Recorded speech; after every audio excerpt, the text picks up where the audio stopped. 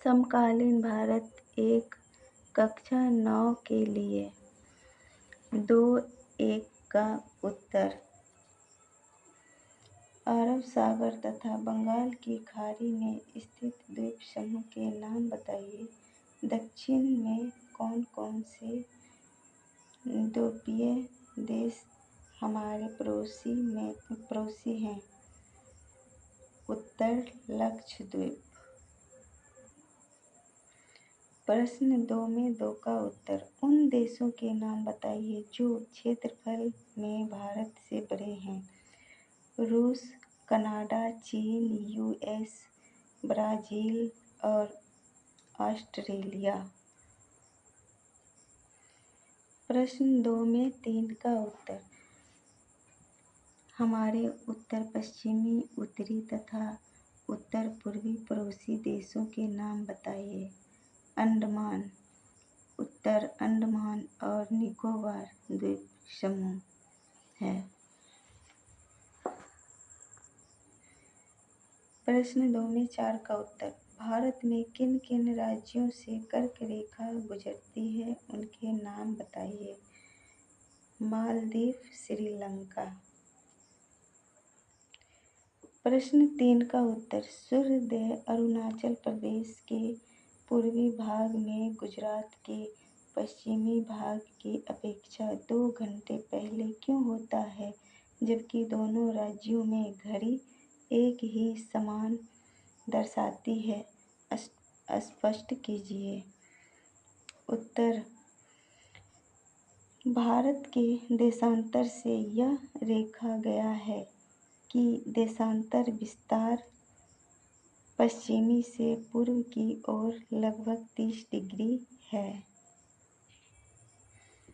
इसका मतलब है कि गुजरात से अरुणाचल प्रदेश तक लगभग 2 घंटे का अंतराल होगा। स्थानीय समय से इस तरह के मतभेदों से बचने के लिए पूरे देश को एक समान समय देने के लिए भारतीय मानक समय निर्धारित किया गया है। 82 डिग्री 30 पूर्व के मानक देशांतर रेखा का स्थानीय समय पूरे देश द्वारा मानक समय के रूप में मनाया जाता है। इस कारण से हम पाते हैं कि पश्चिमी में गुजरात की तुलना में अरुणाचल प्रदेश में सूर्य 2 घंटे पहले उगता है, लेकिन घड़ियां उसी समय दिखाई देती है। प्रश्न 4। हिंदी महासागर में भारत की केंद्रीय स्थिति से इसे किस प्रकार लाभ प्राप्त हुआ है?